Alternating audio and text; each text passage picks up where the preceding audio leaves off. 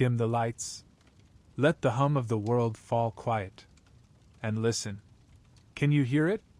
The wind, rolling across the Mongolian steppe, it sounds like breath, like song, like memory.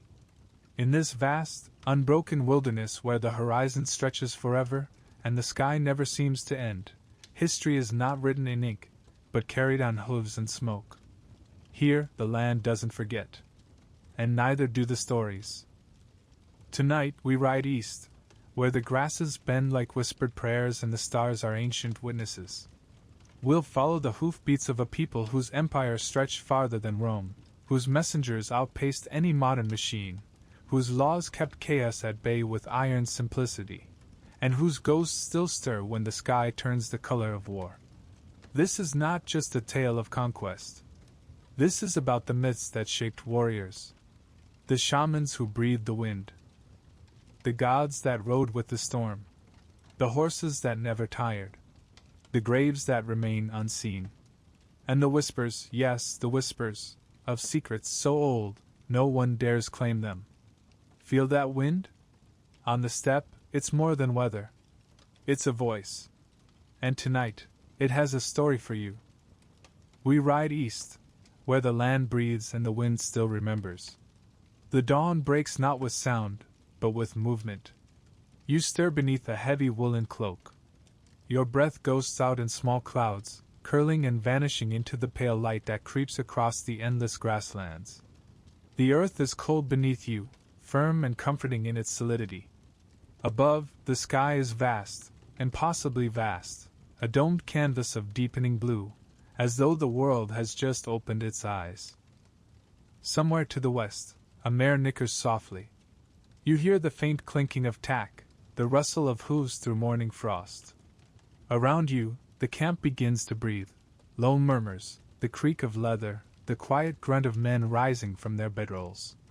And the wind, the wind, it is already awake, tugging at the edges of your cloak, whispering through the tall, golden grass like a lover full of secrets.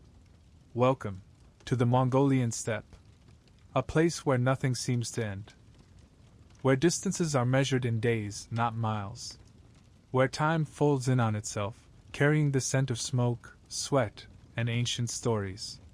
Here, everything speaks, the sky, the horses, the fire, even the silence. But most of all, the wind. Feel that wind? In the steppe, it's more than weather. It's a voice. And this morning, it has something to tell you.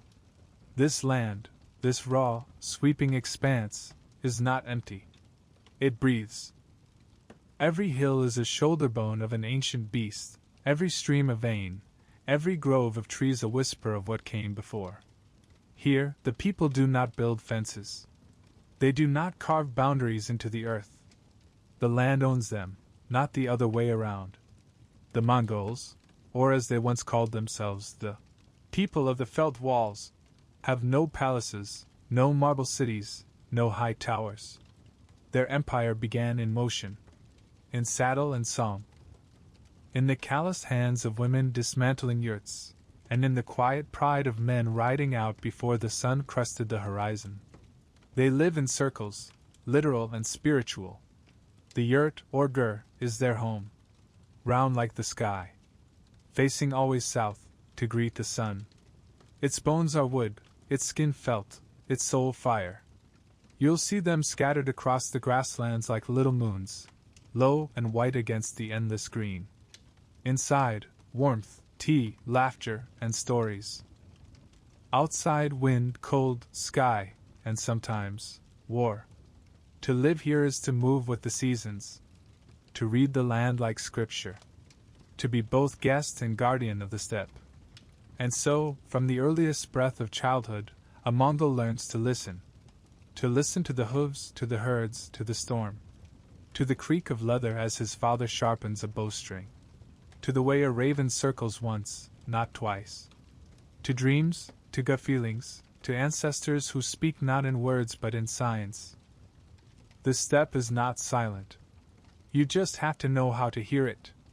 Before the banners, before the battles, before the name of Genghis Khan was whispered in every corner of the world like a rising storm. There were stories. The Mongols did not write them down. They carried them in breath and memory. Around fires, between gulps of fermented mare's milk, and beside sleeping horses. The old ones, the grandmothers with hands like leather and eyes like lightning, would sing them. Not lullabies, warnings. Not fantasies, truths dressed in poetry. And this is where you and I begin. Not with conquest, but with a whisper. A blue wolf. A white doe. Two beings sent from the heavens, who crossed the waters of destiny and became the first parents of the Mongol people. You'll hear this tale again soon, in full. But for now, just know this: the Mongols believed they were born of magic. Of sky and earth, claw and fur, hunger and grace. Their lineage was not traced through kings, but through myth. And that myth lived in their blood like fire beneath the skin. This gave them something no wall, no parchment, no coin ever could. Purpose. Not just to survive, but to ride. To conquer. To remember. Now, come. Let's ride a little. Feel that? The sway of the saddle beneath you. The thick mane gripped tight in your gloves. The smell of horse sweat and pine smoke still clinging to your clothes. You look to the east, where the sun is climbing over the hills in golden silence. You are not alone. There are riders to your left and right, long braided hair, faces weathered by wind, eyes sharp and quiet.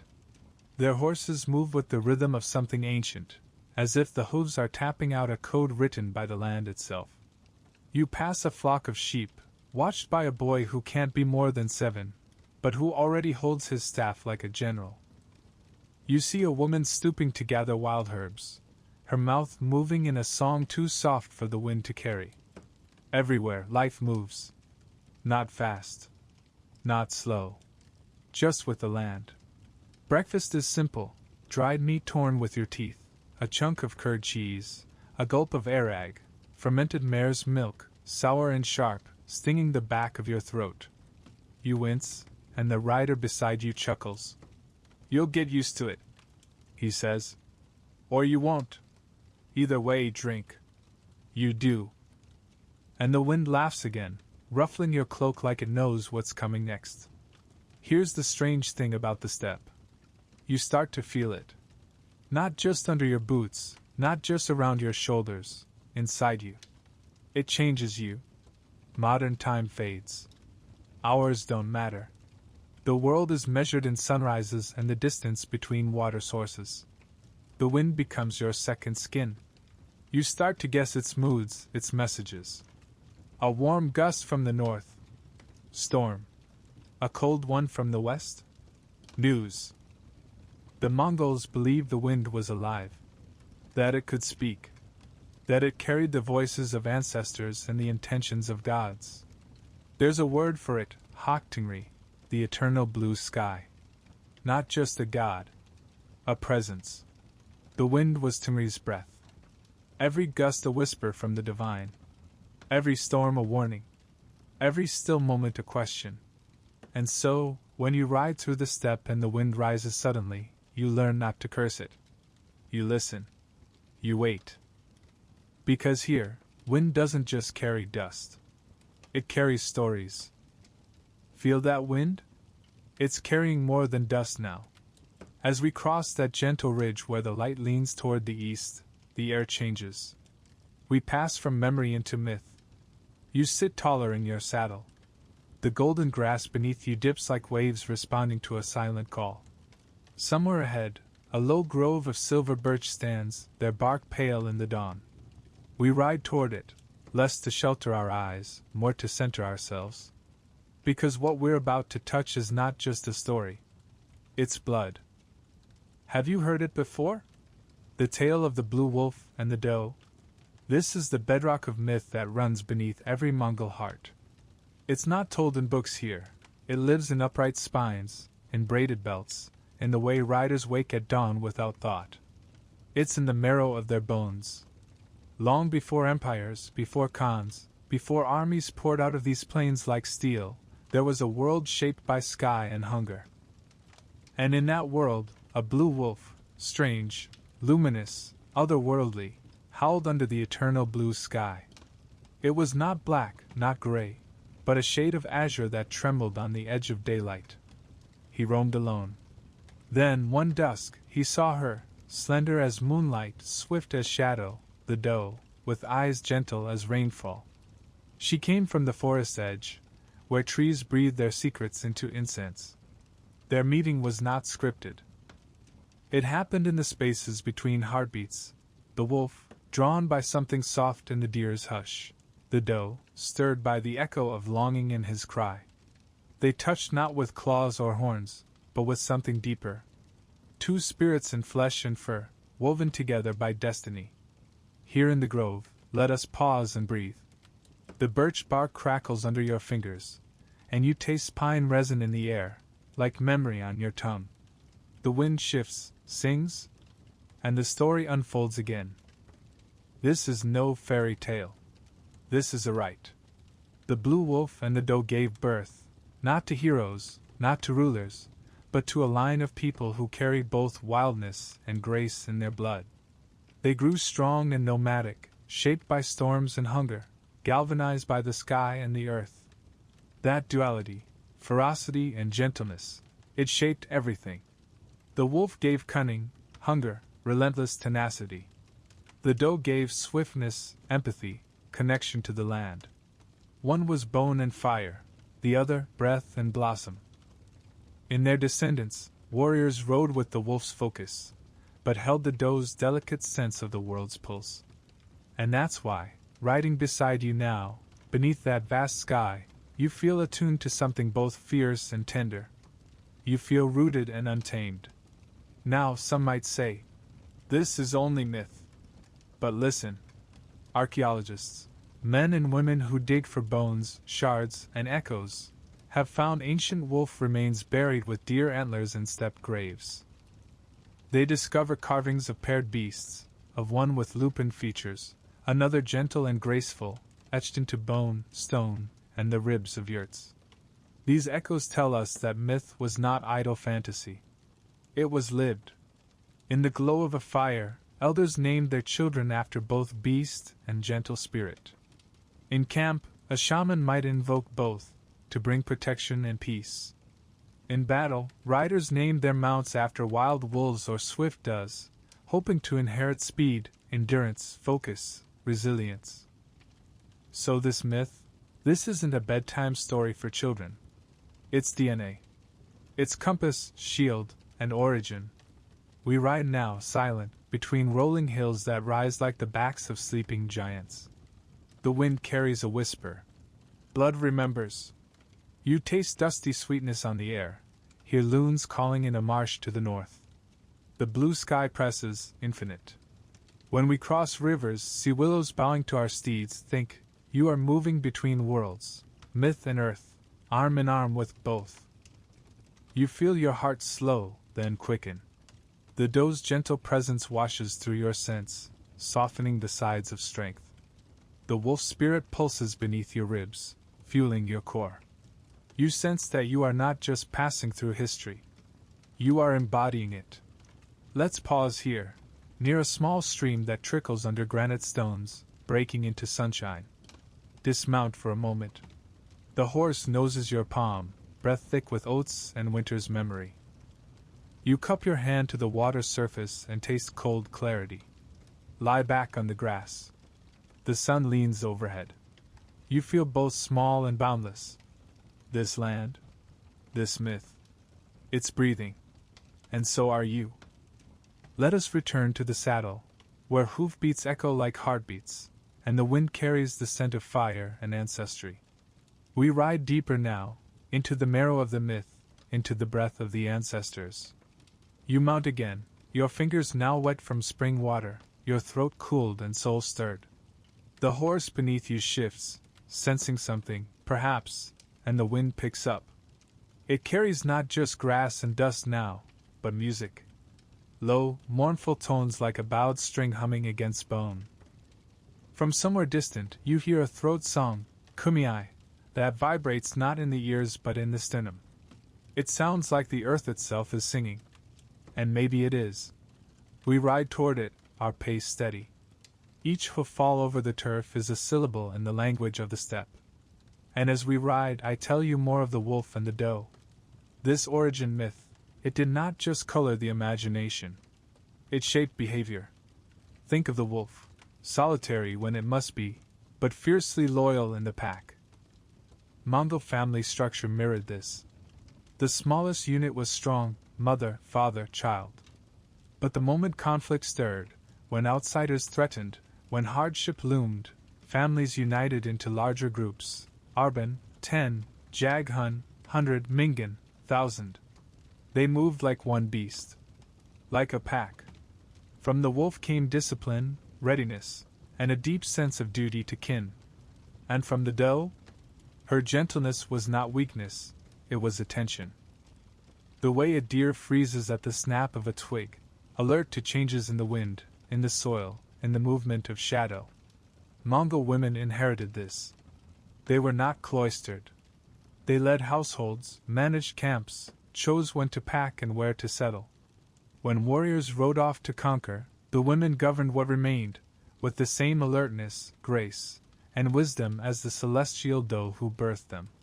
So, to be a Mongol was to be both warrior and watcher, protector and guide. The myth was not something they told to children before bed. It was something they lived. We crest a low hill now, and there it is. A lone yurt, pale and round, sits near a clump of large trees. Smoke rises from its crown hole like a soft question to the sky. Outside it, a woman kneels, grinding something with a pestle. She looks up as we approach. Nods. Without speaking, she gestures to the fire. We dismount. Sit.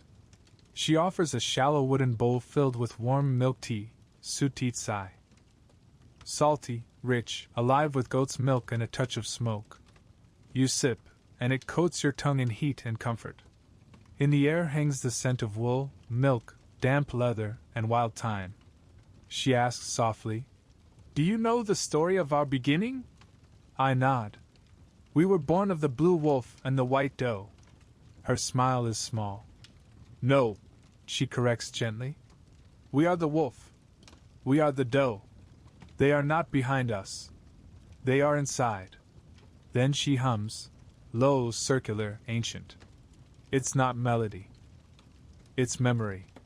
Behind her, carved into the wooden frame of the yurt, you spot twin figures, one with a snout and sharp ears, the other with slender legs and wide eyes. Not side by side, but curled together, like two elements in perfect balance. Among the Mongols, everything came in pairs, not in opposition, but in harmony. Male and female. Sky and earth. Fire and water. Horse and rider. Life and death. And the wolf and the doe. This myth formed a sort of spiritual grammar. A template for how to live. Every ritual echoed this duality. In weddings, a new couple drank from two horns bound together with red string. In burials, the dead were laid with wolf teeth or deer bones to guide them into the next life, not as individuals, but as completeness. Even warfare followed this logic. You've heard tales of Mongol cunning, the feigned retreat, the sudden encirclement, the eerie quiet before a swift charge. But did you know that these tactics were often based on animal movement? Wolves hunt with strategy, circling prey, testing flanks, herding before striking. And the deer? She knows where to flee, how to vanish, when to pause. The Mongols learned from both. And that's the secret, isn't it? To win without brute force. To move with rhythm and reason. The woman tells us it's time to go. The sun is leaning west now. Shadows lengthen. We mount again. Her fire crackles behind us. But the wind changes again. And so must we. She shouts after us, not in farewell, but in invocation. Ride well, child of the wind. Of fong and feather. Of blood and story. You don't look back. Because now, the myth is not behind us. It rides beside us. Let us then ride onward. The fire behind us fading into the smoke of memory, the hooves beneath us steady as heartbeat. The air is cooler now. The sky, once gold, deepens to violet. We are entering a different hour, a different world. Shadows grow long, and so do the whispers. Our journey bends, not to war, not yet, but to spirit. The horses slow as we crest a gentle hill. Below us, the steppe stretches endless as ever, but something changes. Not in the earth, but in the air. The wind, which has so far sung of wolves and legends, now hums with something heavier, thicker. The scent changes. Now it is of smoke and iron, of dried herbs and old hides. You feel it before you see it, that uncanny quiet. A hush so complete it presses against your skin like invisible fur. Down in the hollow, a ring of yurts circles a flickering fire. But this is no ordinary camp. There are no children running, no herds close by. The yurts are adorned not with everyday tools but with ribbons, bones, antlers, and crow feathers. A tree trunk, blackened with age and flame, rises like a totem in the center. Tied to it, cloths in red, white, and black. They twist in the breeze like spirits dancing. This is not a place you pass through. This is a place you enter, with reverence and readiness. Because tonight, we are entering the world of the shaman. Among the Mongols, there are places, and people, where the veil between worlds is thin. Where the living and the dead speak without language. Where dreams spill into the waking world. These are not superstition. They are law. The shaman, or Bu, does not walk through life like others. They live at the edge, of society, of sanity, of reality itself. Their power is not learned from scrolls or teachers. It is gifted, often through suffering. Many are marked from childhood, plagued by strange dreams, struck by sudden illness, visited by spirits or animals that speak. These are not signs of madness. They are invitations. But the price is high. To become a shaman is to die to the old self and be reborn in shadow and smoke. To carry the voices of ancestors like a weight on the spine. To live with one foot in the world of men, and the other, elsewhere.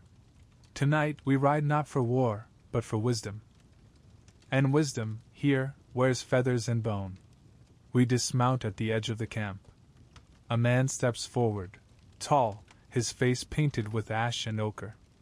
Around his neck claws, beads, tiny skulls. He does not speak. Instead, he touches your chest, right where your heart beats. Then your forehead. Then your throat. A test. Or a blessing. Perhaps both. He gestures, and we follow him to the central fire. The flames are low, almost shy. But the smoke, the smoke! It rises not in plumes, but in shapes. Curling, writhing, folding upon itself like dancers mid-spin. Around the fire sit 5 others, men, women, old, young, shamans all. Their drums rest beside them like sleeping beasts. You can feel the weight of their presence. It presses on your ribs like deep water. You are not an observer here. You are inside the ritual. One shaman, her hair streaked with silver, her eyes clouded but unblinking, begins to chant. Not in words, not in song. It is a pulse. A rhythm. Her voice seems to emerge from the earth itself. Another picks up a drum. Then a second, then a third. Soon the air is filled with thunder, not of storm, but of heartbeats amplified. The fire responds, flaring, shrinking, flaring again. The rhythm overtakes you. Your breath slows. Then deepens. You feel heat on your neck. Pressure in your skull. Your fingers tremble, not from fear, but from recognition. This is the breath of Tingri, the eternal blue sky. This is how the sky speaks. Not in bolts of lightning, but in smoke. In rhythm. In trance. The chanting rises. The drums grow frantic. The shamans sway, some trembling, others suddenly still as death. One cries out, a sound part human, part animal. Another rolls their eyes back until only white remains. You watch, or think you do, because suddenly the fire bends. The smoke forms a tunnel. You feel yourself being pulled, not physically, but elsewhere. Colors blur. Time stretches. You see a mountain glowing red beneath a starless sky. A hawk with 3 wings. A woman with a deer's face. A river flowing upward into the clouds. And then silence. Utter. Complete. Sacred. In that silence you hear your name. Not as you speak it, but as it was meant. The true name. The one hidden beneath skin and memory and fear. You gasp. And the vision breaks. You are back at the fire. The drums slow. The sky watches. And the wind has changed. Let us then return to the fire, embers glowing like the eyes of beasts in the night, the sky above vast and listening. The ceremony has not ended. It has only deepened. What you saw in smoke and rhythm was not fantasy. It was invitation. You sit quietly, the heat of the fire against your face, and something inside you has shifted. The air smells of sage and sweetgrass now, and the night has grown heavy, like the sky is leaning closer to listen. The woman who led the chanting, the elder with silver-threaded hair, now regards you with eyes that seem to glow, not from within, but from before. From generations back. You are changed, she says, not asking. She's right. And now she tells you, softly, like sharing a lullaby, what it means to walk between the worlds. A Mongol shaman, Bu or Udgan, depending on their gender and lineage, was more than a mystic. More than a magician. They were the pulse of the tribe. Part oracle, part psychologist, part doctor, part priest, and entirely necessary. In a world without hospitals, therapists, or written law, the shaman filled every space where the unknown pressed in. A horse is sick. The shaman feels the beast's breath, sings to it, lays stones in a circle, burns herbs to purge unseen spirits. A child is born under a blood moon. The shaman studies the stars, speaks with ancestors, and declares the soul's purpose. A man dreams of falling endlessly into fire? The shaman enters trance, finds the man's wandering spirit, and gently guides it home. But they are not simply caretakers. They are gatekeepers, standing at the threshold of the seen and unseen, ensuring balance is kept. Because balance is everything in the steppe. Too much ambition? It invites wrath. Too much sorrow? It opens doors to possession. Too much silence? It calls ghosts. And when imbalance arises, in a person, a clan, the land itself, the shaman doesn't just notice. They intervene. The elder gestures to a bundle beside her. Carefully, she unwraps it. Inside, tools not of war, but of power. First, the drum, wide, rawhide stretched taut over birch, painted with symbols in soot and blood. A tree with roots and branches. A sun with many legs. Circles within circles. This drum is not an instrument. It is a vehicle. It carries the shaman across thresholds. Every beat is a step into the spirit world. Next, the mirror, small, round, polished to gleaming. Not for vanity. The shaman wears it over the chest to deflect evil, to catch glimpses of hidden forces. It's said a shaman can see your soul reflected in it, like breath on glass. Then the staff, topped with feathers, claws, beads, and bells. It marks presence. It drives away spirits. It anchors the shaman's body while the soul journeys beyond. And finally, bones, those of animals sacrificed in sacred rites. Carved and marked. Thrown and read like celestial dice. From them, the shaman reads illness, misfortune, omens, and paths not yet taken. These are not trinkets. They are bridges. You ask the elder, "Who do you speak to when you journey?" Her face softens. "We speak to Tungri," she whispers. Tungri. The eternal blue sky. Not a god in robes or armor. not a figure at all. Tungri is presence, vastness, breath, will. To the Mongols, Tungri is not just above, Tungri is everything. The sky that judges, the wind that guides, the silence that answers. Genghis Khan himself claimed divine right from Tungri. He did not rule by sword alone, he ruled because the sky had chosen him. The shaman is Tungri's mouthpiece. They interpret signs, channel dreams, translate visions. They are not priests, they do not control. They listen. They do not command. They ask. And Tungri answers, in riddles. A crow flying west at dawn. A tree struck twice by lightning. A child who speaks languages no one taught. The world is filled with messages. The shaman deciphers the grammar of existence. And then there are the dead. To the Mongols, the ancestors are not gone. They walk just behind the veil, watching, guiding, sometimes warning. When a rider falls in battle, his soul, sons, may become a wind spirit. If properly honored, he protects the camp. If neglected, he may turn bitter, dangerous, hungry. And so, the shaman leads ancestral rites. At dawn, milk is sprinkled to the 4 directions. At dusk, the family fire is fed with sage, its smoke rising as an offering. But sometimes, the dead do not rest. A child falls ill with no cause. A horse refuses to eat. Dreams grow dark.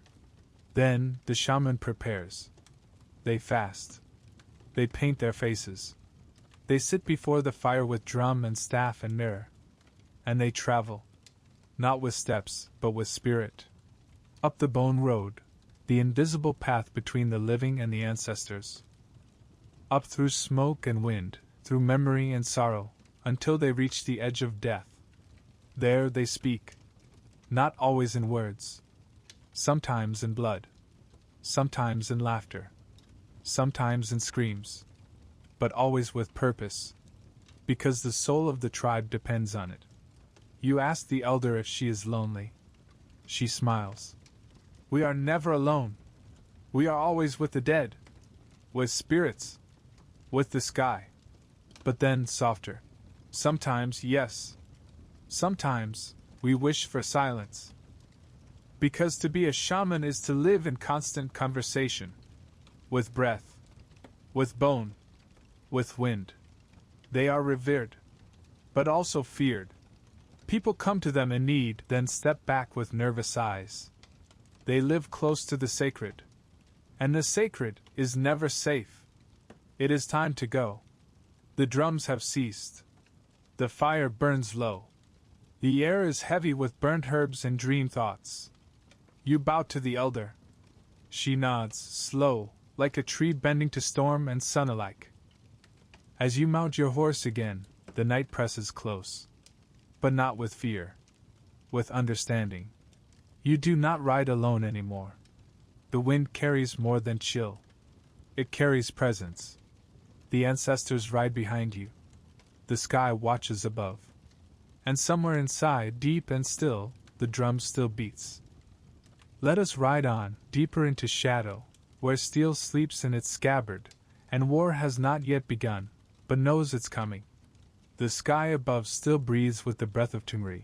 The shaman's drums echo faintly behind us, and the fire in our memory glows like an ember under ash. We ride under a sky the color of bruised silk. The wind, once playful, is now tense, thin and sharp, whispering not in songs, but in warnings. Your horse moves slower, its hooves cautious over the earth. Every bird's cry feels amplified. Every shadow feels watched. We are nearing a war camp. But not just any war camp. This is the eve before battle. And among the Mongols, no war begins with swords. It begins with signs. With dreams. With the shape of clouds. With the silence of dogs. With the way the birds fly. Here, the soul of a campaign may rise or fall before the first arrow is loosed. Because in this world, battle is not just fought with weapons, It is a conversation with the invisible. And the steppe always answers. You see it now, spread across a low, flat plain that smells of frost and pine pitch. Tents, large and small, ripple in the breeze like sails. Horses graze silently. Warriors squat by fire pits, sharpening blades, murmuring to one another. But the mood is not one of excitement. It is waiting. Every man and woman in this camp, from grizzled veterans to fresh-faced scouts, is watching the world around them. Not for enemies, not yet. But for omens. Did the firewood crack too loudly? Did the hounds refuse to eat? Did the wind shift from north to east too quickly? A mistake here is not simply tactical. It is cosmic. To fight on a cursed day is to dig your own grave before drawing your sword. And so, before the horns of war, there is the breath before the shout. There is divination. You dismount and approach one of the central yurts. Its frame is hung with deer bones and bits of silk dyed black, the color of hidden things.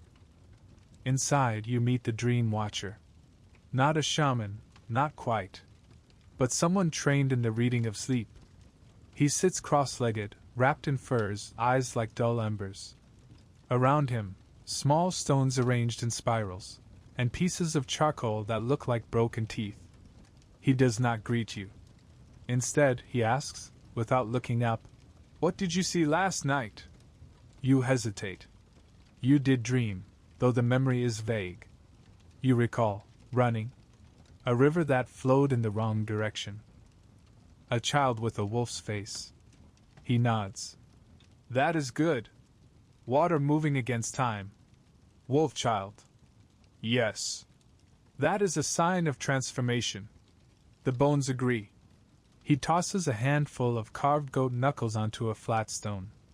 They land with tiny clicks, some upright, some flat, some with painted glyphs showing.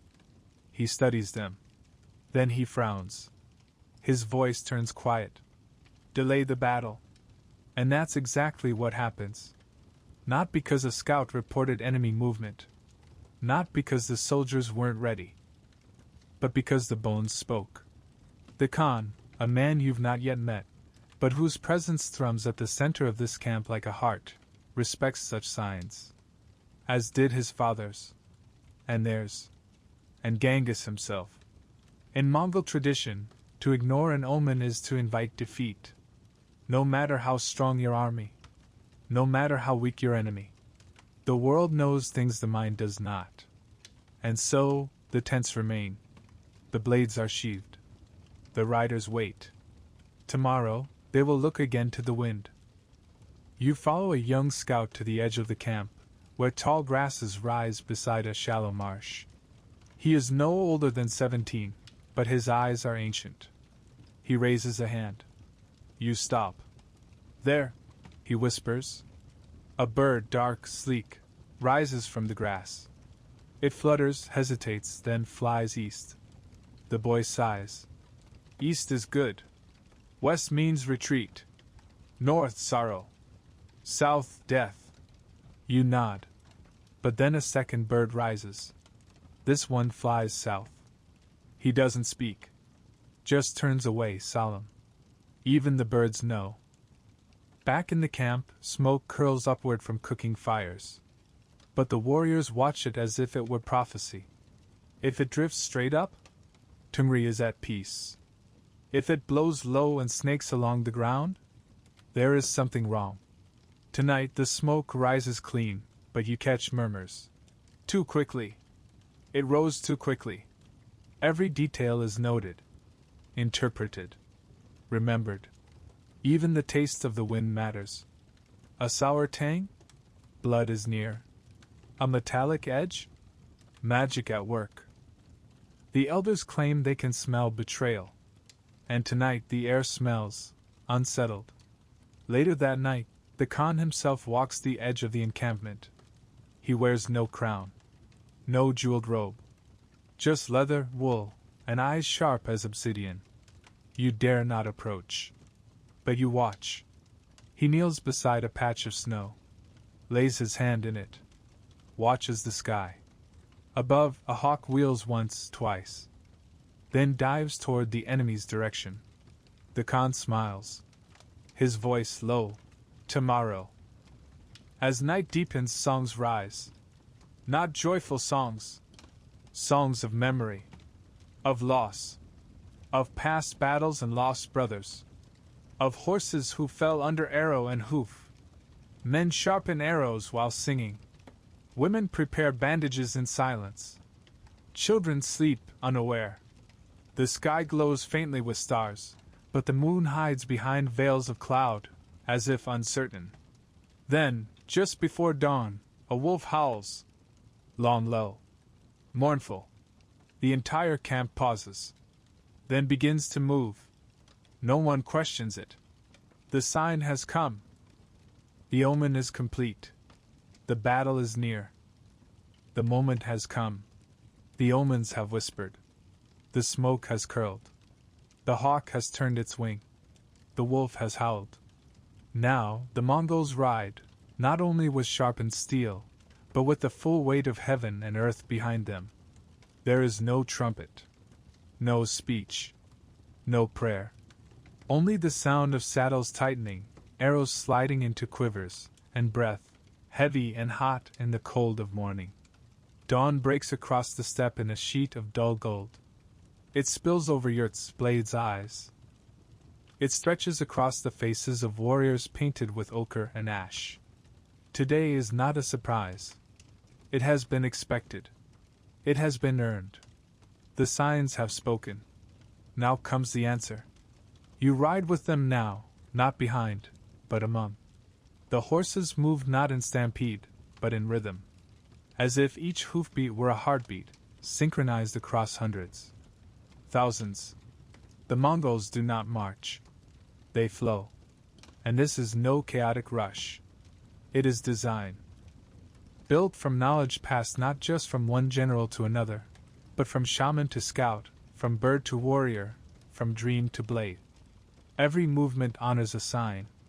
A curve in the formation mimics the flight path of yesterday's hawk. A pause at the river is because the water carries the memory of a drowned ancestor. Even the timing of the charge, it waits until a cloud drifts across the sun, because that's what the smoke predicted. To fight without heeding the signs is to spit in the eye of Tumri. But today, the sky watches. And the sky approves. You see it now from above, not literally, but as if the earth has opened its eye. The horde is not a wall. It is a shape, a wing, a hook, a whisper moving toward thunder. At its edges, scouts. Some as young as 15, guiding movements like fingers playing an instrument. At its heart, the heavy cavalry, silent and ready. At its flanks, the riders who never tire, who shoot while riding, who kill without dismounting. And somewhere in that shape is you. A single breath in a lung about to roar. There is no signal. Only a sound, twang, like the crack of dry wood. Then another. Then dozens. Arrows rise in a wave, black against the sky, then descend with a sound like rain. The enemy, farmers turned militia, a city's levy, or perhaps seasoned troops who thought the Mongols superstitious fools, falter. Because what strikes first is not flesh. It is fear. And fear was the first weapon the omens sharpened. The Mongols do not charge in lines. They circle. They retreat. They feign weakness. They vanish into dust, then reappear like smoke behind enemy lines. This is not chaos. This is strategy woven from myth. A warrior turns left, not because his general said so, but because last night's dream showed him a deer sprinting that way. His comrades follow, not questioning, because they trust the signs. Another rider is about to kill a man, then pauses. The enemy is wearing a feather in his cap. The same feather seen in the omen bones 2 nights ago. He spares him. That man will be captured instead. He holds a secret. That secret will win the next battle. And that is the greatest truth of Mongol warfare. They often knew the outcome before they ever saw their enemy. Not because they were arrogant. Because they listened. They watched the wind, read the fire, heard the ancestors, and made no move without the sky's blessing. So when the enemy falters, when their lines break, when their commanders fall back in confusion, the Mongols are not surprised. They are fulfilled. The battle was not just fought today. It was fought in dreams, in smoke, in bones. Today was merely the confirmation. When it is done, the steppe is quiet. Smoke hangs in the air. Bodies lie still, their stories ended. But the Mongols, they do not celebrate with cheer. They do not laugh. They ride slowly among the fallen, checking for movement. Sometimes offering a quiet chant for the souls of the brave. Because even the defeated are seen. The signs led here. But blood was the ink. And the steppe remembers. You ride back under a sky now clear. The same hawk that flew yesterday now rests on a post. The same wind that tasted of iron now smells of grass. You passed the dream watcher. He nods. You survived. The spirits favored you. And maybe they did. But maybe you survived because you listened. Then onward we ride, dust on our boots, the scent of war still faint on the wind, but the horizon calls. We leave behind blood-streaked grass and follow hoofbeats into the open wild. Not all legends are human. Some are hoofed. Feel the rhythm? It's in your bones now. The sway of the saddle. The creak of leather. The steady thump-thump-thump of hooves against the earth. You are not just riding a horse. You are moving with an idea. In the Mongol world, the horse was more than beast. It was blood, breath, direction, and destiny. It was born to the wind, tempered by hunger, and carried empires on its narrow back. No other animal in history has had such a profound role in shaping a civilization's rise. Without the Mongol horse, there would be no Khan, no Golden Horde, no thunder rolling west from the steppes, and no stories left in the dust for us to find. At first glance, you might think, is this it? The Mongol horse is not tall, not elegant. It's a shaggy, barrel-chested creature that looks more goat than steed. With short legs, a thick neck, and a coat like felt, it would never make a knight's charger blush. But underestimate it, and you'll be eating dust for days. These horses are born of extremes. Bitter cold, blistering heat, winds that tear skin, rains that fall like knives. They graze on brittle grass and frozen roots, drink from half-frozen streams, sleep standing, and wake ready to run. They can go for days without water, can eat snow, can survive with no shelter. And when battle comes, they charge like ghosts. You ride beside a Mongol warrior now, a woman, hair-plaited, bows slung across her back. She leans low, whispers to her mare, clicks her tongue. The horse responds instantly, a twitch of the ear, a shift in gait. They've been together since the warrior was a child. Mongol children learn to ride before they can walk properly. Their first lullabies are sung to the rhythm of hoofbeats. By age 4, they can ride solo. By 6, they can shoot from the saddle. By 10, they are the saddle. It's said that a Mongol warrior could fire an arrow backwards, mid-gallop, without looking, and hit the mark. But that's only possible when horse and human think as one. That's not training. That's bonding. In camp, you watch as warriors milk their mares. The warm liquid, white, frothy, slightly sour, is poured into leather bags and left to ferment. This is arag, fermented mare's milk. It stings the throat, bites the tongue, but it fuels the body. A Mongol on campaign might survive days on nothing but arag and dried meat. And if the situation grows truly dire, they will cut a vein in the horse's neck. Just enough. They drink its blood.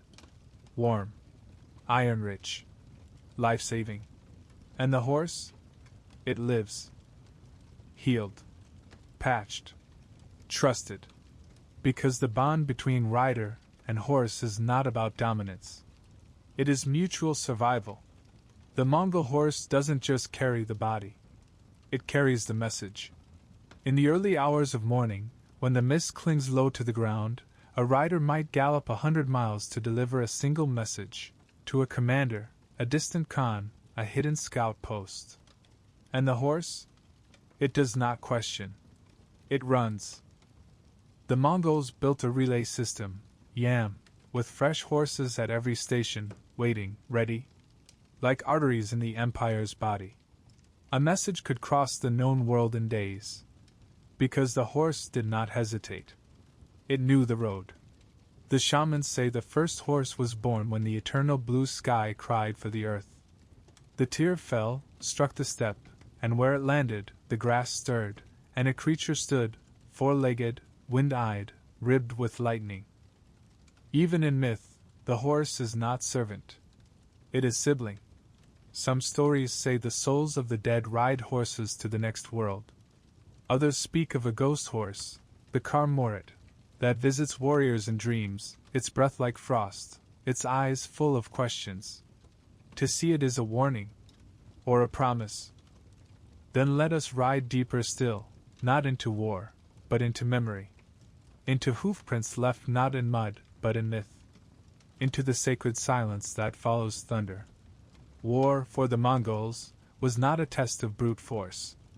It was a dance. And at the heart of that dance was the horse, not as vehicle, but as weapon. Imagine this. 10,000 Mongol riders. They approach slowly, then vanish. A day later, they appear again. Then split into 5 groups. 3 charge. 2 disappear.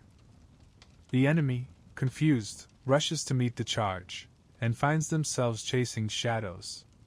Because those charging riders? They turn, fire backwards mid-gallop, and flee. The enemy gives chase, elated. Then from the flanks, the vanished riders return. It was never a retreat. It was a feigned flight, a favorite Mongol tactic. But it only worked because of the horse. Because Mongol horses could stop, pivot, fire, and flee in a heartbeat. And more than that, because the horse knew what its rider wanted, often before the reins tugged.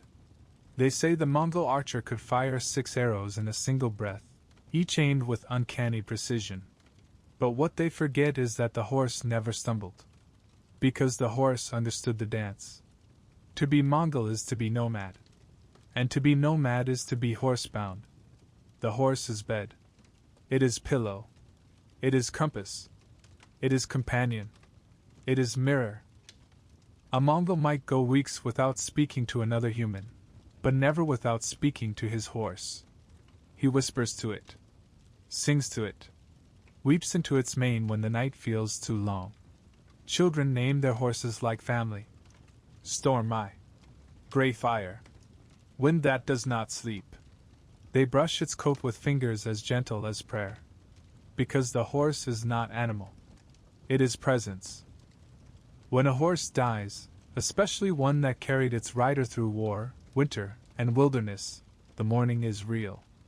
Not loud, not wailing, but deep. Sometimes, a lock of mane is braided and worn like a talisman.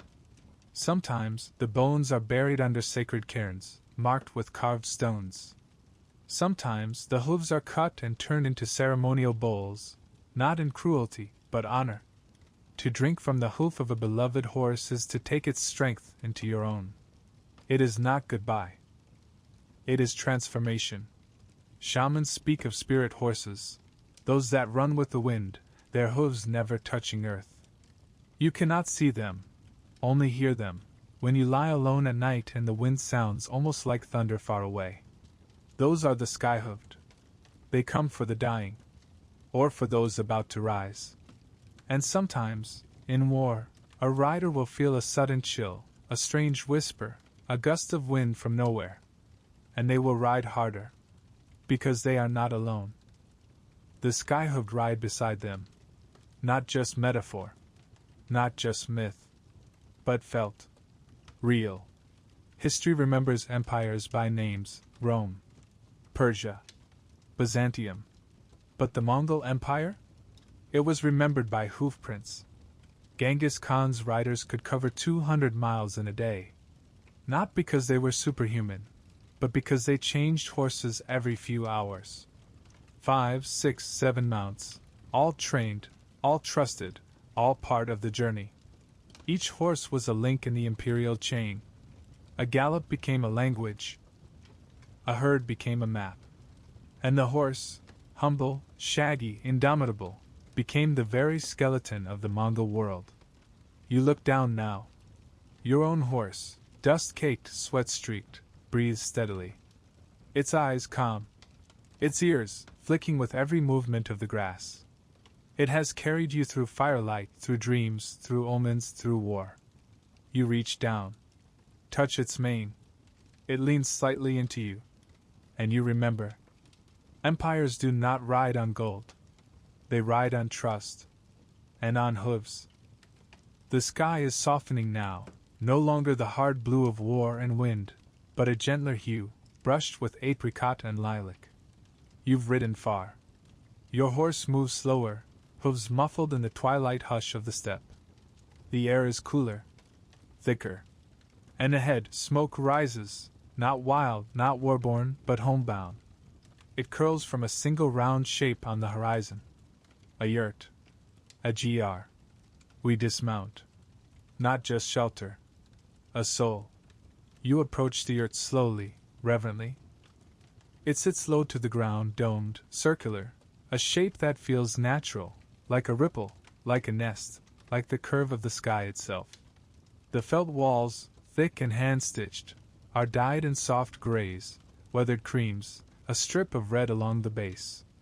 The door faces south. Always south. That is not accident. That is cosmos. In the Mongol mind, space is not neutral. It is sacred. Everything has a place. Everything means something. You do not just enter a yurt. You cross a threshold into another kind of world. The door, low and wooden, is painted, ochre and turquoise swirling into flame-like patterns. As you duck beneath the frame, you're aware of your breath, your boots, your thoughts. You are stepping from the wild into the womb. Inside it is warm. Not just in temperature, in feeling. The air is thick with the scent of smoke, mutton fat, boiled milk, old wood, wool, and time. The smoke hole above, the tonneau, glows like a second sun. The roof poles, uni, stretch from the crown like rays. They hold not just fabric, but meaning. Above, the sky. Tungri. Below, the hearth. The heart. Around you, the circular world of the nomad. This is not architecture. This is philosophy made visible. The layout is strict, not by law, but by ancestral order. To your right, the west, that is the man's space. Weapons, tools, saddles, bridles, hunting gear. To your left, the east, the woman's domain. Cooking pots, textiles, bundles of dried cheese, bowls stacked like bone. Straight ahead, north, that is the sacred zone. The family shrine. The place of honor. The spot where elder guests sit. Where portraits of ancestors or a shaman's bundle might rest. At the center, the fire. Always the fire. It burns quietly now, fed with dung and twigs, but its smoke carries upward, always upward, like a prayer in motion. To step over that fire is unthinkable. To spit in it? Sacrilege. To let it go out without reason? A sign of death. Because this isn't just flame. It is soul. You sit now, cross-legged, a warm bowl of suti tsai in your hands. The milk tea is salty, comforting. Steam rises into your lashes. Children laugh quietly in the corner, braiding string and throwing carved ankle bones for a game of fate. A grandmother, her face like sun-wrinkled hide, hums as she twists wool into thread. A man sharpens a knife with slow, exact motions, not for battle, but for slicing meat. Outside, the wind hums against the felt. But inside? Stillness. This is not just where the Mongols sleep or cook. It is where they are made. Where they learn stories. Where they heal. where they dream. The yurt is full of symbols, but subtle ones. A string of beads hung near the door? Protection. A fox skull tied above the child's bed? Blessing for cunning. Red cloth above the shrine? Warding off sickness. And the ropes, the very ropes that hold the roof poles in place, are treated with care. They're never stepped over. Never cut lightly. Because the roof is the sky's mouth. You don't raise your voice here. You don't speak the names of the dead without lighting incense. You don't lie. Because the yurt remembers. It has heard confessions, lullabies, last breaths. It has held birth water and burial ash. It is not walls. It is witness. Tomorrow, this yurt might vanish. Packed up. Folded. Tied to camels and carts. Within an hour, the family could be gone, and the grass beneath already rising again. This is how an empire moved. The Mongols didn't build stone cities, didn't carve monuments. They carried their worlds with them. The yurt was palace and barracks. In Genghis Khan's lifetime, tens of thousands of yurts dotted the steppe, each a world in miniature, each linked by kinship, conquest, and fire. To attack the Mongols was to fight an enemy that had no walls to besiege. Because their homes moved with them. And their heart? Always warm. Always watching. Then let the fire burn low. Let the saddle rest in the corner. Let the night settle like wool across the shoulders of the world. We remain now in that most sacred space, where wind cannot reach, where stories are born, and where silence is never empty.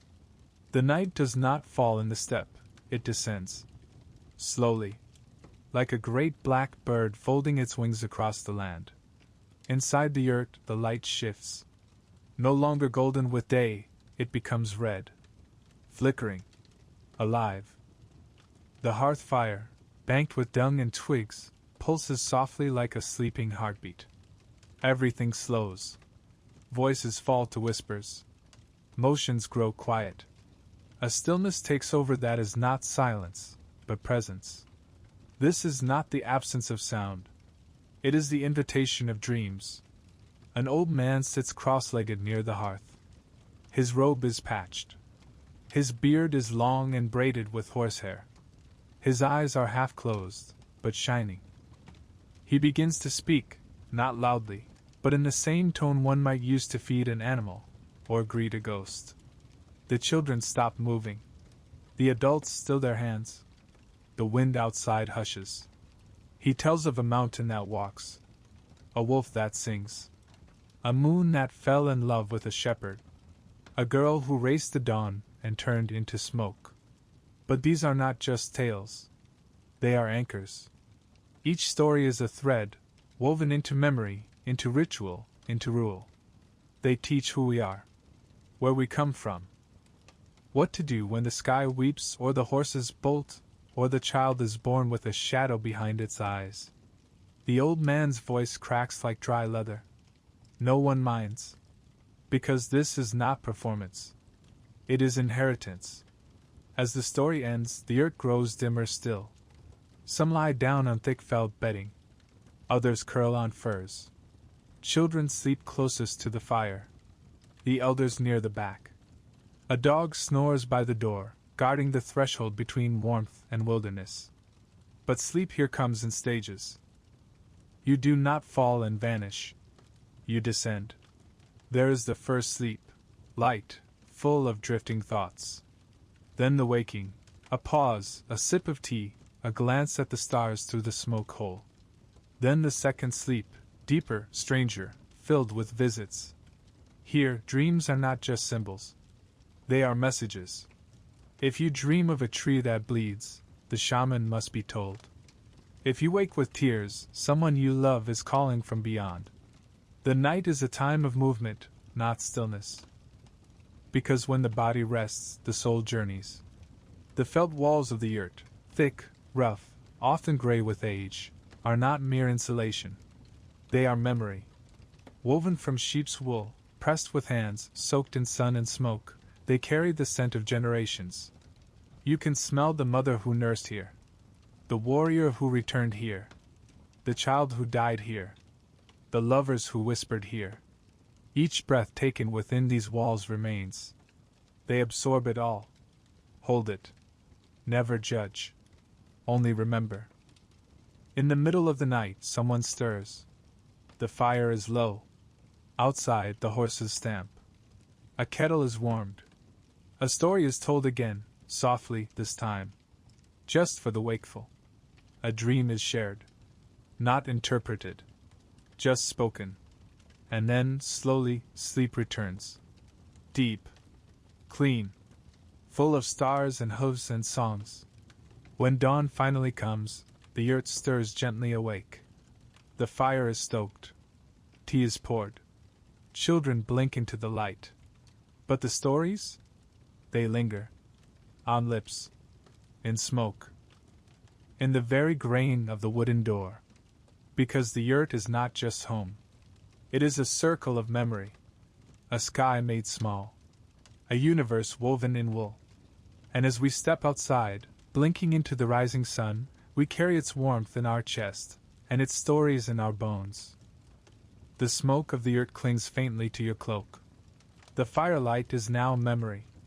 You step back into the wind, sharper this morning, keening low across the grasslands like a voice searching for something lost. A chill rides it, though the sun climbs steady. You mount your horse.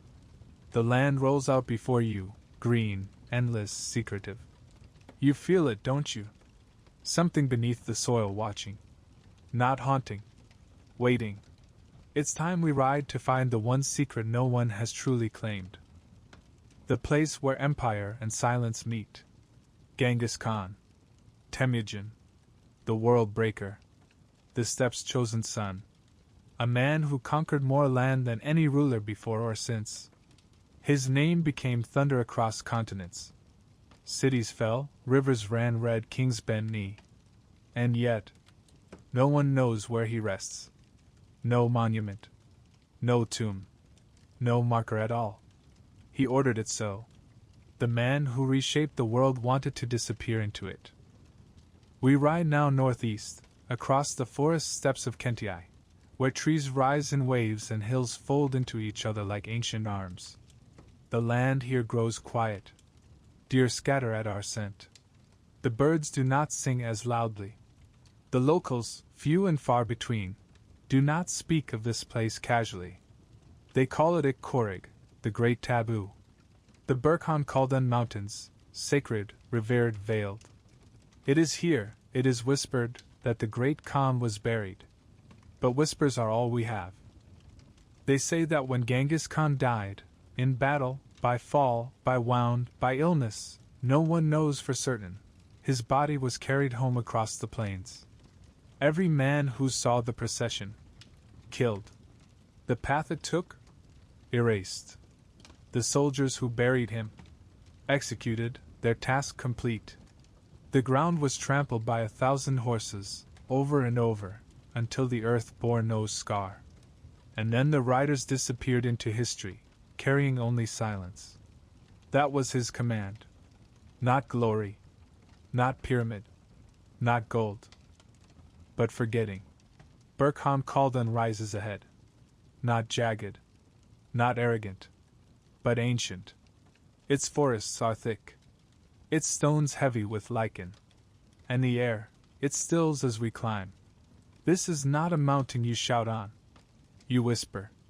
Because this place is watched. By what? Spirits? Ancestors? The echo of empire? You feel them, don't you? Riding just out of sight. Over the centuries, many have searched for the Khan's grave. Chinese emperors. Soviet archaeologists. Modern adventurers with drones and maps and satellites. They all failed. Some say the mountain moved to hide him. Others that the spirits of his bodyguards still ride at night, misleading intruders. There are legends of locals who stumbled too close and vanished. The forest protects what it promised. And so, the grave remains invisible. Not gone. Just unknowable. Why would the greatest ruler in history wish to vanish?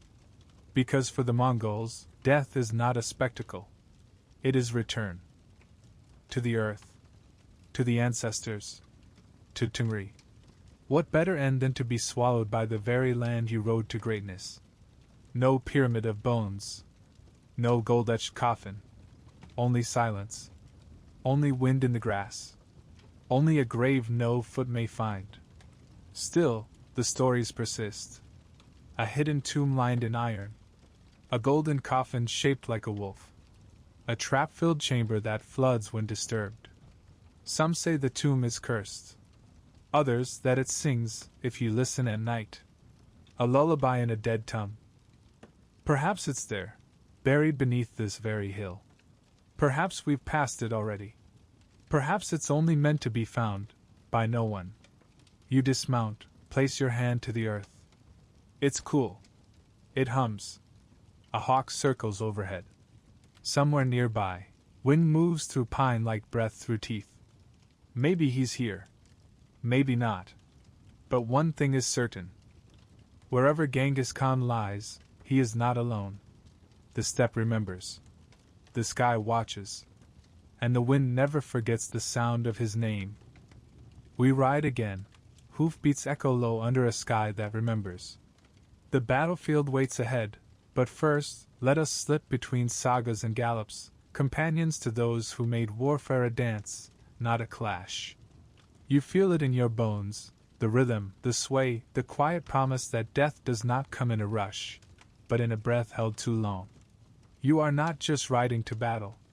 You are the battle, flowing with every heartbeat and hoofbeat. From childhood, Mongol children were perched on backs before they could walk. A nomadic cradle made of saddle and sky. By age 4 they rode, by 10 they hunted. Warfare was woven into their lullabies and lace, into the sway of their shoulders as they learned to string a bow while the mare carried them through dust and dawn. As the sun climbs, you ride with them, warriors who could slide their bodies behind the horse's flank mid-gallop, draw the bow beneath their mount's belly, and release arrows backward with uncanny precision. The world sees chaos. You see choreography. Mounted archery, an art older than kingdoms, is the Mongol heartbeat. It is not just weapon, it is lived instinct. Trained from childhood, they mastered the composite bow, layers of horn, sinew, and would pressing into a short, lethal arc tuned for speed and distance. On the gallop, when all 4 hooves were midair, the Mongol archer released arrows that hummed fate. A volley, precise and devastating, before the enemy realized the ambush. 40 arrows, 60, quivers full, hearts unstill. Warriors rode fresh steeds always, rotating mounts to preserve strength and endurance. A warrior's string of remounts was as vital as his bow. Battle for these riders was not brute force, it was persuasion. They advanced, retreated, and divided like shadows in dance. Feigned retreats lured enemies into pursuit. Arrows rained from behind. Then, dusk struck and the Mongols curved back, striking flanks unseen. Subutai, Genghis's co-strategist, turned these tactics into choreography at scale. He manipulated armies spread across continents, dividing, fronting, then slamming with force so unexpected that entire formations collapsed before battle lines formed. This was no campaign. It was performance. Precision, deception, rhythm, myth, all in one. As sunset deepens, the riding does not cease, it shifts. When the cold bites, warriors do not rest in comfort. They sleep, perched in saddle and strap, lean against horse flank, or nest in the crook of reins. A nap anywhere would do. This was not improvisation, it was endurance training, a lifelong forging in frost and whisper. Sleep mid-journey was not fatigue. It was ritual. It meant, tomorrow I ride again. And when dawn breaks, the arrow's string hums, the fire of war rises, and you ride into history.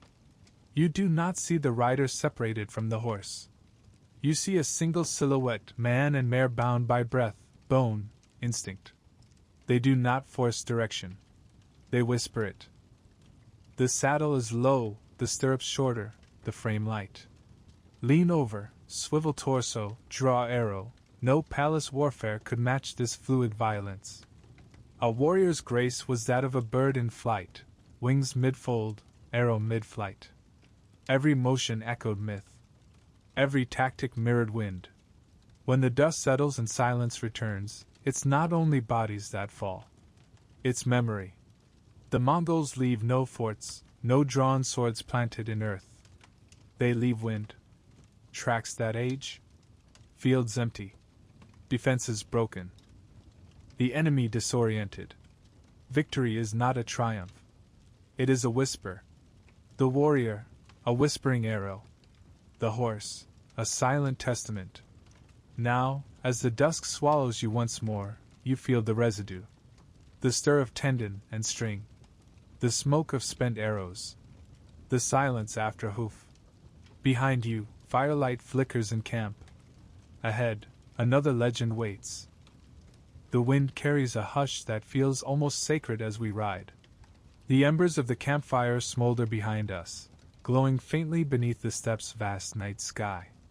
Ahead, the path seems to narrow, drawing us deeper into a realm where myth and fact intertwine, and where whispers dwell in black ink. This is the place where legend says the Black Book lies hidden, its pages alive with spells, bloodlines, and forbidden histories.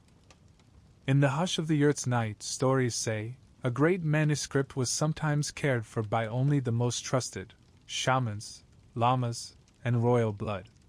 Known simply as the Black Book, Hardufter, it held spells, genealogies, secret rites, and possibly the Khan's deepest wisdom. Some say the book was alive, its pages pulsed with energy, the runes shimmering when the fire danced or the wind shivered through the eaves. No one outside the inner circle was ever allowed to read it. And many whisper that it never fully existed in the tall grass or felt but in memory, and in those it chose. Echoes in the oral record. Our trail winds toward a low, lonely shrine beneath a wind-bent tree. There, an old storyteller waits, offering tea in a cracked wooden bowl.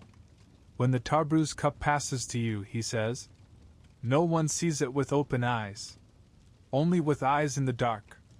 His voice cracks like old leather, and you settle in close.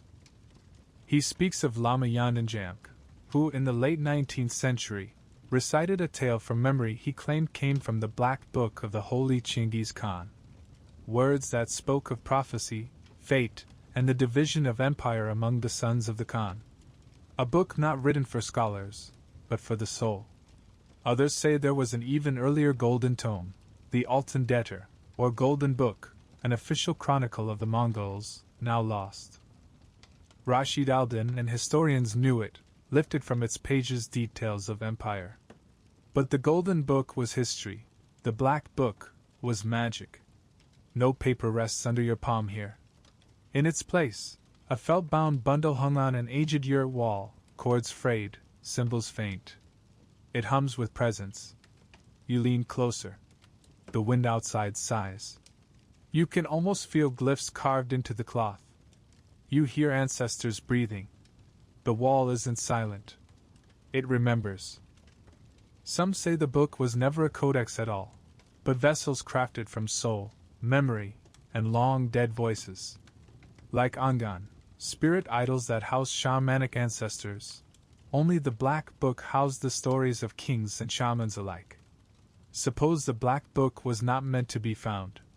Suppose its secrets were encoded in firelight, in chants, in the rhythm of hoofbeats, in the hush of the yurt. Suppose the word, the legend, the echo was the point, not the parchment. And so we chase not a book, but a feeling. A note struck when the drum pounds. A shape flickering in the smoke. A dream that lingers at the edge of sleep. That is the real thing. You rise and step outside. The night wind lifts the edge of a tassel on the yurt, shimmering subtly. There's no box of leaf or bark here. But the story remains alive. Every word we speak carries it. Every silence keeps it. Every journey across this steppe, beneath this sky, is a step closer to remembering, without reading.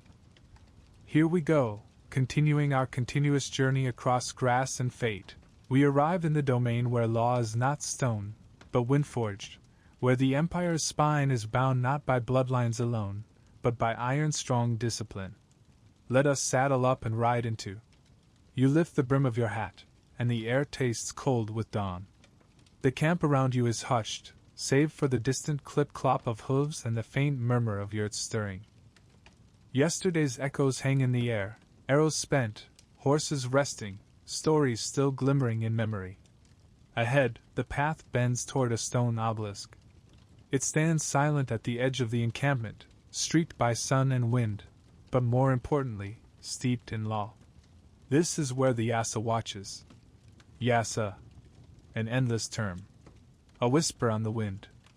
A code not carved on slabs, but burned into hearts. Genghis Khan herself proclaimed it in 1206, as he stood not in a throne room but on the steppe, declared ruler of rulers. He said, order must be bound like horsehair, twisted and damn near unbreakable. The Yasa was that order. It was created to do three things: guarantee obedience to Genghis, bind the clans like braided reins, and punish wrongdoing without mercy. Not all codes are printed. Some are whispered. They live in the Kurultai, in memory, in the shivering of the wind when it carries a command. No open scrolls hung in marketplaces. The Yasa was kept, secret, saved for khans and high judges. Shigi Kutuku, the adopted son of Genghis, was ordered to inscribe every decree in blue script, guarded with the seriousness of blood. Even Ogidi, the great Khan, confirmed its unbroken power in 1229. He codified dress, Kurultai conduct, and yam stations, weaving Yasa into the fabric of empire. It was less law, more pulse. Listen, not with ears, but with instinct. A soldier drops a spoon? Off with the head. Another refuses to pick up something his comrade dropped? Death. The Yasa demanded duty, unwavering, even in minutiae. Every seemingly small act reflected honor. Neglect it, and you dishonor the empire, and earn its most ruthless response. This was not cruelty. It was order in a land where chaos could rise faster than dust. Genghis's code insisted on loyalty, and punishment for betrayal was swift. To leave a comrade dying on the field, or worse, to shield a defector, was to violate the bones of the empire itself. Punishment? Death. Or exile to the frozen north. Even the protectors of the Yasa, like Chagatai who oversaw its execution, served as judges of souls. Justice had rhythm. Mercy was a rare guest. From stone to relay post, the empire's heartbeat ran through the Am, the great postal network stretching like arteries. Yasa was its law. Pesa holders rode for provisions. Merchants and envoys traveled under protection. Roads stayed safe not just by soldiers, but by instant justice delivered in remote stations. Without Yasa, the Pax Mongolica would fracture like cracked ice beneath a horse's hoof. We ride at pace now, hoofs stirring dust that tastes of empires. Khans and princes added to the Yasa, each Kurultai, each distant province added rules for dress, taxes, conduct. It was malleable without being weak. Yet, wherever the Mongols ruled, Russia, Persia, China, the Yasa held sway until others layered in Islamic law centuries later. The code did not force religion. It permitted all faiths, allowed Buddhists, Muslims, Christians to meet at crossroads and exchange goods under law's shield. Come. Stand by the obelisk. Feel this. Yasa was more than rules. It was forge fire in the wind. It told clan elder to look after caravan, not just with fear, but with spiritual consequence. It bound horsemen to help fallen comrades or face irrelevance. It held whispers of mercy, but only when mercy matched the empire's needs. And it ensured that even the Khan was subject to it, or else he was no Khan at all. We ride back under amber light, carrying the weight of all of this. No town, no emperor, no marble divider can hold an empire built on the living law of the steppe. The Yasa did not end with Genghis. It breathed in every horse's will, every command across centuries, until the road itself grew obedient. It is invisible, but it rides beside us still. The sun rises quietly over the steppe, casting long shadows across the grass that ripple with each breath of wind. The horses shift, tails swishing in rhythm, and from the scattered camps of yurts, thin tendrils of smoke begin to curl into the air, smoke that carries the scent of ash, milk, meat, and mourning. In the Mongol world, food is never just about hunger. It is story, season, memory, and survival, shared with kin, strangers, and spirits alike. Without kitchens, without walls, the nomads cooked beneath the sky, and the sky responded with silence, approval, and sometimes, with snow. Mongolian cooking followed the rhythm of nature itself. Each year split into two culinary halves, the white season and the red season. In summer, as herds swelled and pastures turned green, the table, or rather the ground, was filled with dairy. White foods were fresh, cleansing, and plentiful. Fermented mare's milk, milk tea, curdled cheese, and thick butter became the staples of a lighter, wandering diet. In winter, when the cold set its teeth into the land and the wind howled across ice-crusted hills, the body needed heat. Red foods returned: fat, mutton, innards, bone soup, and blood sausages boiled beneath the stars. Every bite was a defense against frost. This cycle was not optional. It was a covenant with the land. Few things symbolized the spirit of Mongolian life more intimately than arag, fermented mare's milk, slightly alcoholic, fizzy, sharp on the tongue. It is both sustenance and ceremony, a gift offered to guests and ancestors alike. Creating arag is a labor of love. The milk is poured into a leather bag, often the stomach of a horse or cow, and stirred constantly, sometimes by hand, sometimes with a paddle. The nomadic life turns even this into ritual. As the family moves, the sloshing of the bag helps ferment the milk into its distinct, living form. One sip, and your lips curl at the tang. Your blood warms. This is not just a beverage. It is the distillation of grass, sky, and movement. When Mongols prepared meat, they did so with methods born of necessity and brilliance. Korkhog was a dish of warriors, mutton cooked inside a sealed metal container, often a milk can, alongside red-hot stones. The heat and steam softened the meat, and when the lid lifted, a gust of savory aroma filled the air. Even more dramatic was boudog, where the animal itself became the oven.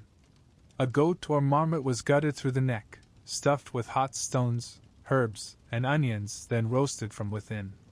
The skin crisped over the flames, and once split, revealed meat so tender it slid from the bone. These dishes were not everyday meals. They were prepared for guests, feasts, victories. But their very existence tells of ingenuity. Cooking without pots, without pans, with fire and earth and resourcefulness. When a rider galloped into unknown lands, he carried no sacks of flour or baskets of fruit. He carried borts, dried meat, sliced thin and left to the sun and wind until it became hard as wood. It could last for months, even years. Carried in leather satchels, tucked into saddlebags, borts was survival. Ground into powder and added to boiling water, it became broth. Chewed raw, it was nourishment in moments of desperation. It did not spoil. It did not falter. It rode as faithfully as any horse. On special days, especially during festivals like Naadam, the Mongols turned to the joy of dumplings and stews. Buz, steamed dumplings filled with mutton, were pinched shut like small purses of wealth. Kushushur, their fried cousins, crackled with grease, hearty and satisfying. Suivan, a stir-fried noodle dish, filled the bellies of tired herders. Made with hand-cut dough, lamb, and onion, it was a reminder of warmth in a land often defined by distance and cold. These were foods shared in laughter, in song, in remembrance. In a world often ruled by the necessities of movement, they were moments of rootedness, of joy. Inside every gur, the center was fire, a stove fueled by dried dung or twigs, its chimney piercing the roof like a spine through the body of the yurt. Around it, the tools of the nomadic kitchen were scattered with purpose. Wooden bowls, iron kettles, bundles of dried cheese, stretched hides for curing, salt blocks chipped from ancient lakes. There were no spices from far lands, no sugar or wine. Instead, taste was born from the animal, from salt, smoke, and time. Milk tea, su ti tsai, was the drink of every day, a salted, milky brew that soothed and restored. Guests were never denied food. Hospitality was law, and generosity a kind of spiritual duty. To feed a traveler was to honor the gods of wind and earth. Each meal told a story. The crackle of kushushur brought laughter and summer. The tang of arag recalled long rides through sunlit hills. The scent of broth made from borts returned warriors to childhood. These were not just tastes. They were echoes of loved ones, of herds long gone, of elders whose voices still hung in the steam rising from a bowl. As the fire dims and the last spoon scrapes the pot, the yurt returns to silence. Outside, stars burn cold and clear. The horses doze. The wind is soft, respectful of full bellies. You lie back, warm from stew and memory alike. Here, food is not a break from the journey. It is the journey. Each bite a testament to survival. Each dish a memory that walks. Each fire a hearth beneath the endless sky. You ride again at dawn, your breath fogging in front of your face. The horizon stretches, silent and shimmering. But ahead, tucked between grass and sky, moves an unseen design. Before an army musters, the Mongols first sent scouts. These were not mere observers. They were the ears of wind, the eyes of stillness. They mapped roads, gaps, water, and enemy patterns, not always by sight, but by presence. Each rider slipped through frontiers as silently as smoke through a yurt's felt. Their reports shaped campaigns. A missing trail made delays. A hidden spring could mean survival or ruin. These scouts formed the first layer of the empire's might. Not all friendships are forged in fire. The Mongols dispatched spies, some disguised as merchants, others as pilgrims, carrying secrets rather than merchandise. They infiltrated courts, marketplaces, and front lines, leaving whispers like breadcrumbs. These whispers bred discord. Some scholars even describe how, in cities awaiting Mongol arrival, town leaders found themselves betraying their own allies, sowing chaos from within. These were not agents of conquest. They were the voices of fear, unseen but haunting. The armies themselves moved like living illusions. Columns of riders, mirrored by invisible scouts at their edges. As the main force charged, the scouts circled, relayed messages, feigned weakness, and guided the flow. An observer might see a ground tease with mirage-like masses, until those masses scattered, and the true battle formation struck, uncanny in its timing. It was a war of perception before any sword was drawn. The Mongols build not just armies, but an intelligence architecture. From Shanghai to the Caspian, Yam stations relay not only messages, but eyes and ears, commanders and commanders' eyes, waiting to move. At each checkpoint, riders breathed in the wind of rebellion, heard echoes of unrest, and transmitted truths in secret ways.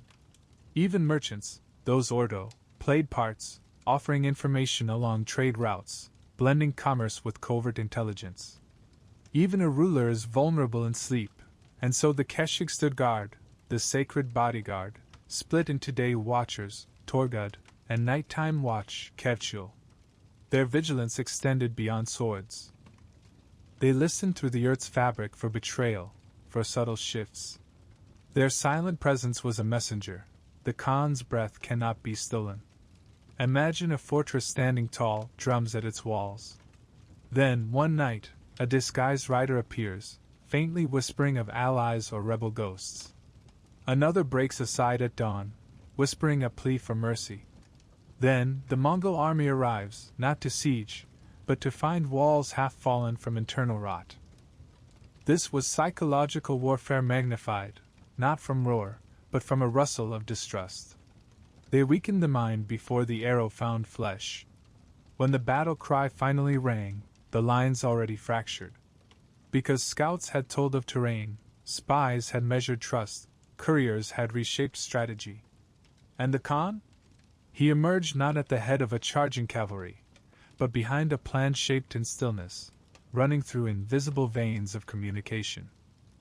As dusk settles, you feel a presence, not ghostly, but woven in the air around you.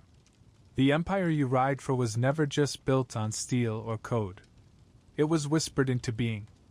Every messenger was a shadow. Every village covert. Every victory a memory planted before the swords were drawn. Let the dawn's chill wake you. The air on the steppe glints with frost as horse and rider stir from sleep. But your journey now is not led by spear or shaman, it is guided by words, carried forward in silences and stamps of hoof. Every empire writes its truth in ink, from scrolls to stone. But the Mongols did it with hooves, smoke, and breath. You sit in the saddle, listening, not above, but within, the faint cadence of distant hooves. You follow it, trusting the land beneath, until you crest a rise and the wealth of empire unfolds in a line of powerless shadows, a chain of small stations, yams, known also as orta. Here, across the endless realm, they lie a day's ride apart, between 20 to 40 miles, depending on the weather, terrain, or urgency. Each station stands alone, a wooden shelter, a handful of riders, fresh horses, hide tents, and bits of boiled meat and salted tea waiting behind the walls. Riders arrive and pass on messages, change horses, and vanish again, like breath carried in a fragile wind. At each relay, the rider, sometimes propelled by war urgency, or by messages that shift the fate of cities, exchanges his mount and continues. By evening, the message that began on one hill quite literally becomes a whisper in another land. Riders could cover up to 200 miles a day. Each rider carries a pesa, a metal or wooden tablet that grants him passage and privilege. With it, the rider stands above interference, able to demand horses and provisions wherever he stands.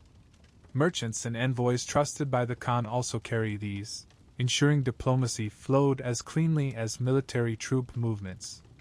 But many travelers without such credentials were turned away. Even the ruler's relatives found themselves cut down if they abused the privilege.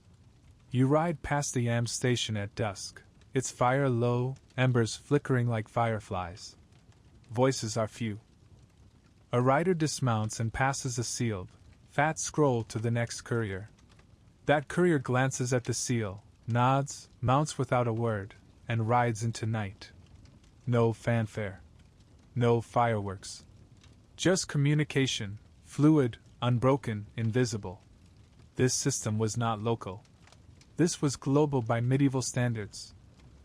When Kublai Khan ruled in the east, his administration ran thousands of stations, staffed with horses, boats, oxen, even dog sleds in Siberia, so government, trade, and travel could keep pace with the sky's speed. A message about rebellion in Persia could bear continental relevance within hours.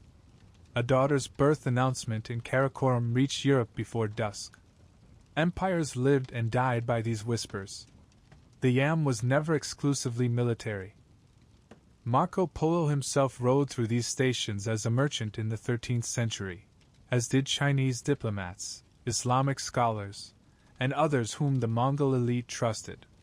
This network enabled the sweeping Pax Mongolica, a peace forged, not in swords but in movement.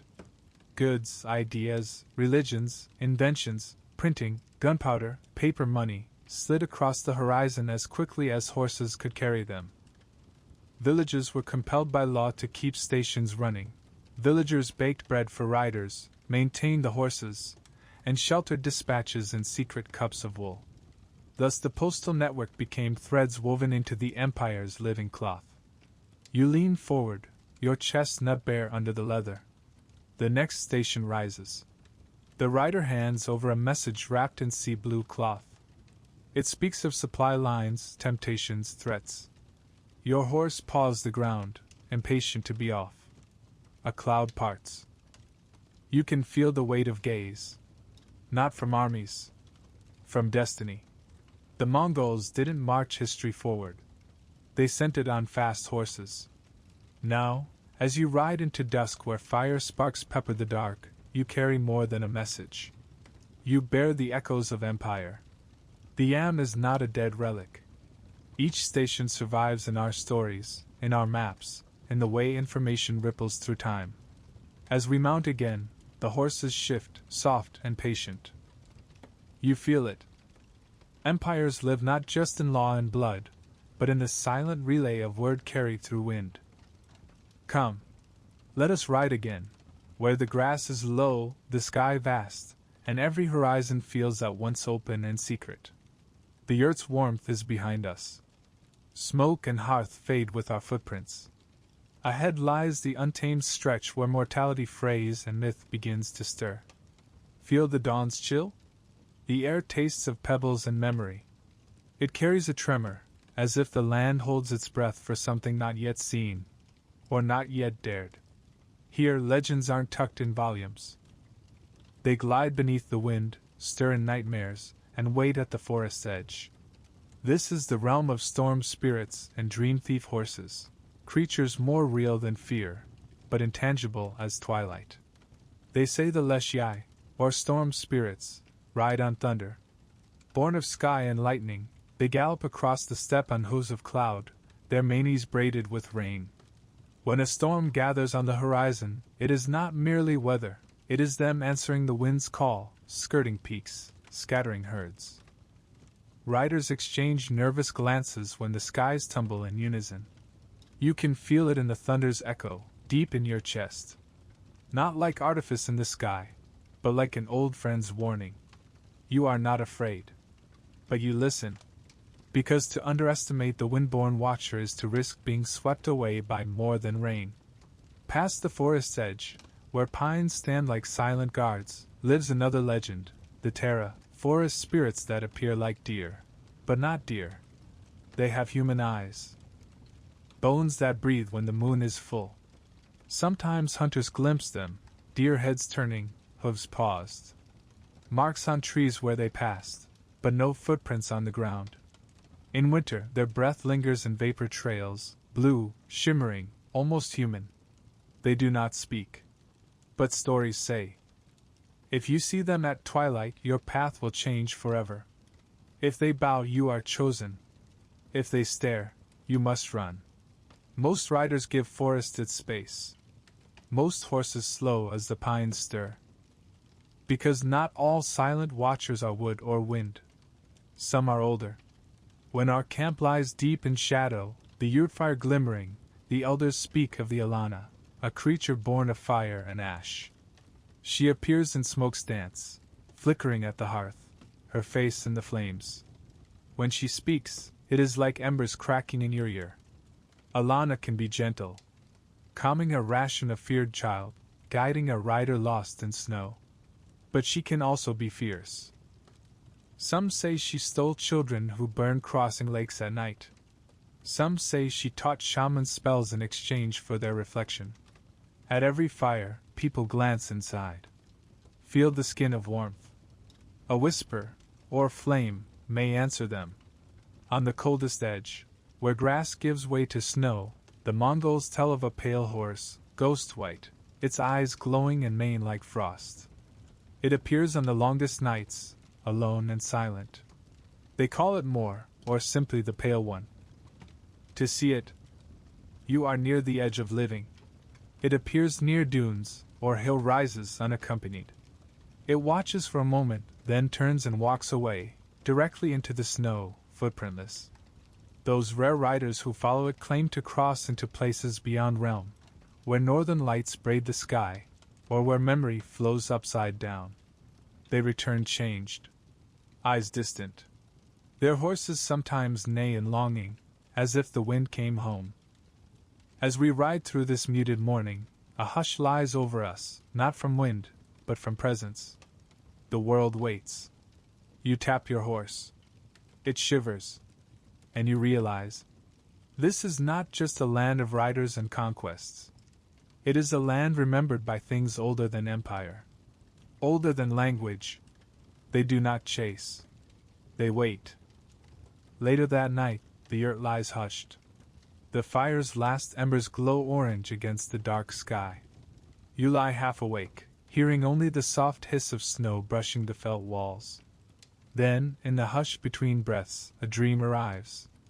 You see yourself riding, alone, through a forest of ancient pines, snow muffling each hoofbeat. The trees, tall as giants, lean inward, as if listening. Branches crack. Shadows sway. Something moves just beyond sight, watching. There, two deer appear. They stand still and unafraid. One has eyes like dull metal. The other burns with green light. They stare deep into you, as though reading the weight carried in your bones. In the next instant they vanish, dropping vapor into your mouth and cold into your chest. You wake, pulse quick, breath shallow. Outside, the wind rattles the earth's edge, but there is no mist. But you know. Something passed through your dream. Something not made of flesh. At dawn you ride toward the river, drawn by thought. At the bank, the yurt's reflection shimmers, and beside it stands a cluster of carved poles, on-god, ancestral or spirit idols. Some carved as beasts, some as fierce faces. Local shamans tell us they represent spirits that guard thresholds, places where land and water, flesh and sky, intersect. The on-god are not statues. They are shadows made solid. They sense you. Even as you approach, they seem to lean in, because they recognize one who moved between fires and omens, arrow and yurt. At the river, the steady flow speaks of gods older than tents or swords. You whisper the name Esage Malin, the Buried Sky God, the creator of living things, whose gatherings in the Pleiades or moon map the cosmos. They say he watches from the western horizon, not with eyes but with breath. As you pour water from the stream into your bowl, you taste creation. All from him. On the ride back, a gale rises, rippling the grasses. Among the rushes, you glimpse a horse, white as melting snow, mane lifted like wings. Not riding, but hovering. A tulper, the winged horse of Turkic myth, symbol of speed, elegance, and the sky's promise. It rumbles through your chest more than your ears. It prances. It hovers. Then, like a whisper, it is gone. You taste the wind. You ride on. That afternoon, clouds gather, dark, rolling, crackling at the edges. The shamans say it's the work of Sazakin, a dragon, hawk, falcon, or fiery dwarf whose shape shifts into whirlwind. The wind trembles. You think of Leshiai beneath cloud. You see the steppe ripple. But still, no rain falls. Evening returns. Smoke wraps us in memory. An elder shaman stirs a fire. His eyes reflect dancing shapes. He begins chanting in ancient language.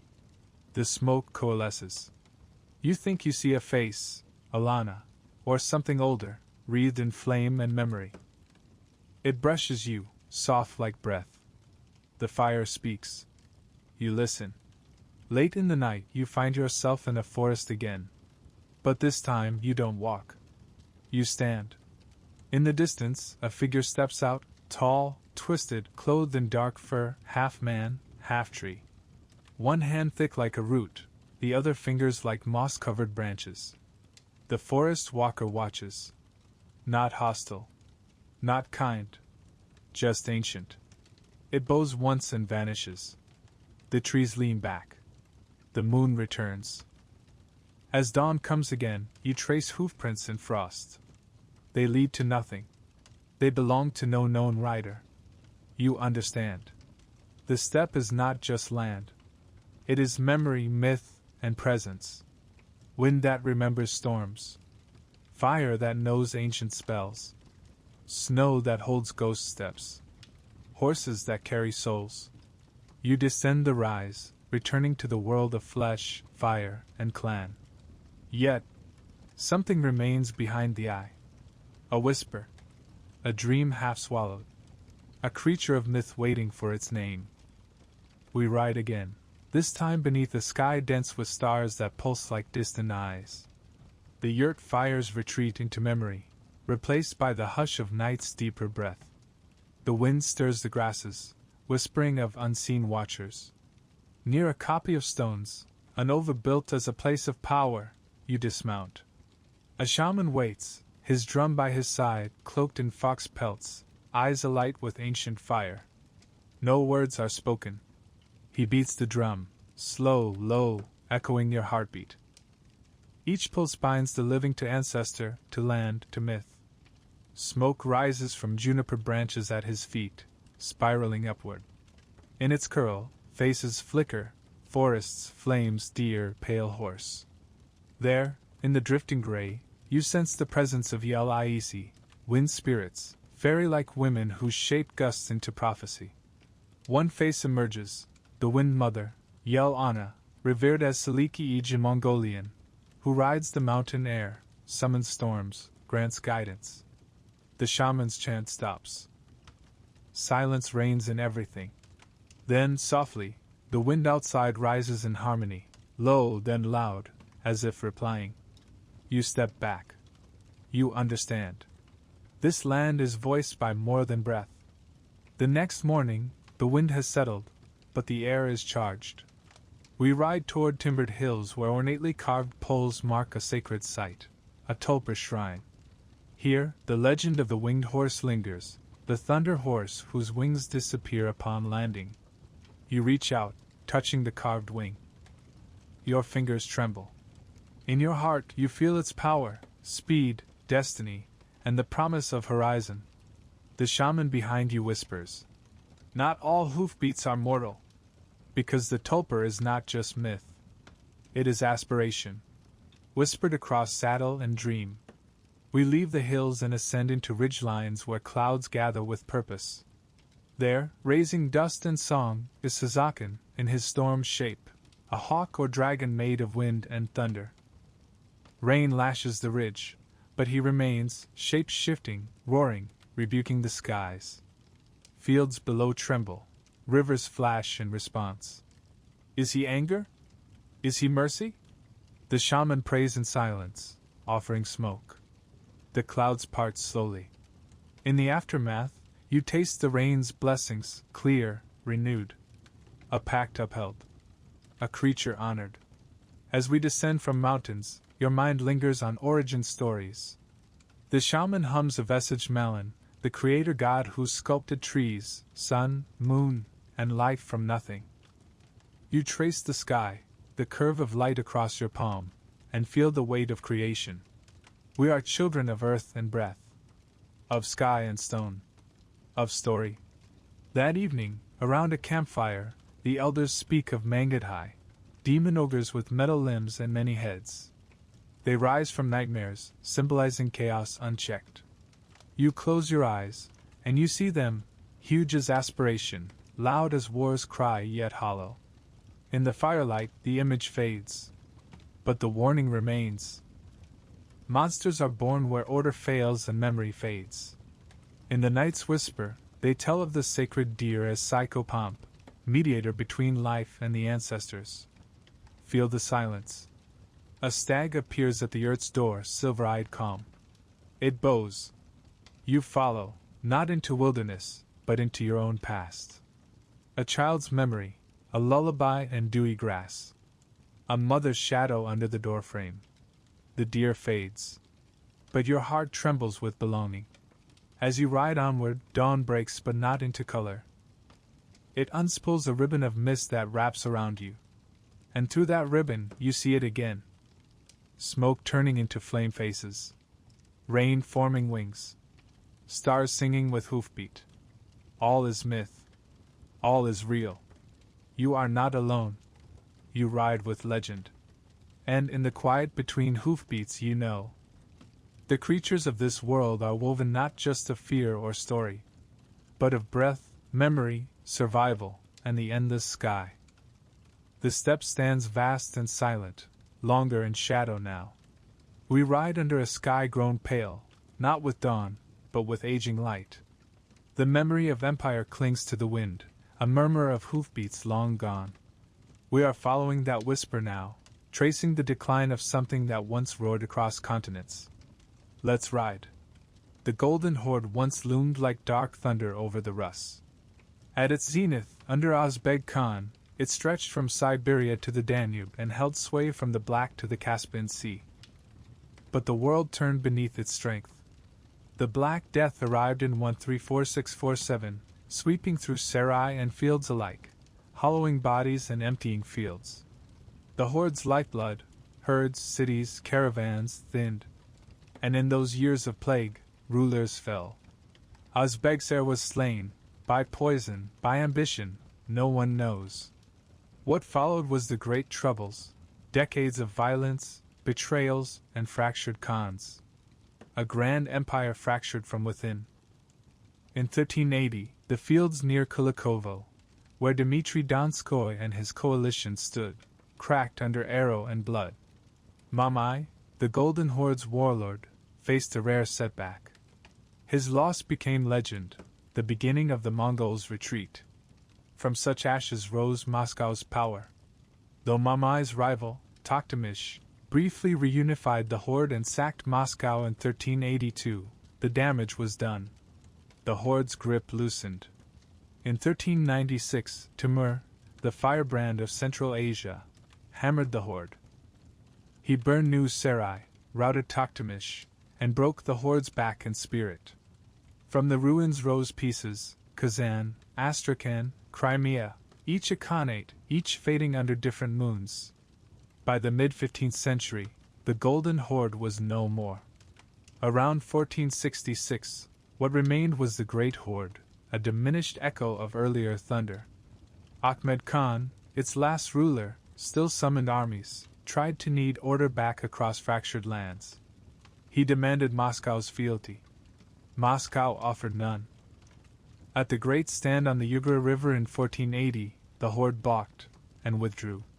That moment marked the end of the Tatar yoke over Russian lands.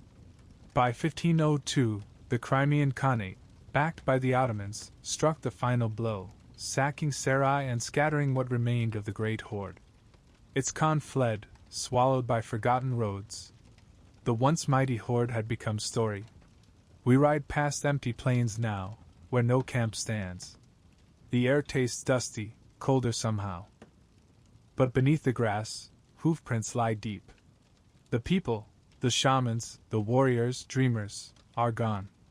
Yet the land remembers. The steppe carries the echo of empire, forged under skull and bone, wind and code, and now crumbles in silence. You ride on, breath steady, heart hollow and full. Where pride once rode, now memory lingers. The Great Horde did not collapse in a blaze of glory. It faded, cracked by plague, unraveled by ambition, shorn by time. Yet we ride on. Because every whisper of hoofbeat, every yurt and fire flicker, they still speak of what once was. They carry the thunder home. The sun sets again over the endless grass. Your boots press into dust once more. Your horse's breath forms mist that drifts into dusk. The yurt fires are memories on the wind, marked by smoke and warmth that once filled them. All along the journey you, our traveler, our companion, have ridden across myth, empire, spirit, and ruin. Now here you stand, the steppes circling around you like a womb and a tomb both. This whispering plain, has carried every story. Listen. It speaks. There is no grand monument. No towering mausoleum. Only grass, tall and undulating beneath the evening sky. Yet the arrow of memory strikes deep. For every legend, wolf and doe, shaman's trance, horses of fire, the yassa, the yam, mythical creatures, lives in every rustle of grass. The wind has been our narrator. Now, in its final breath, it becomes our home. Do you hear it? The low howl beneath the wind. The blue wolf, the white doe. They are not gone. They ride again daily, on hoof, on memory, on breath. The myth that began everything lives in you now. Every shaman's song lingers in the air. Every dream once dreamt under felt and smoke rests now in the soil, waiting for someone else to awaken it. Stories gather in quiet places, like dew on grass. Take a handful of it. Let it slip through your fingers. And know that stories are not lost. They are carried by sleep, by horse, by fire, by whisper. Behind you, distant hoofbeats. No army rides. No steeds leave tracks. Just the echo of what once was, and what still lingers. Empires fade.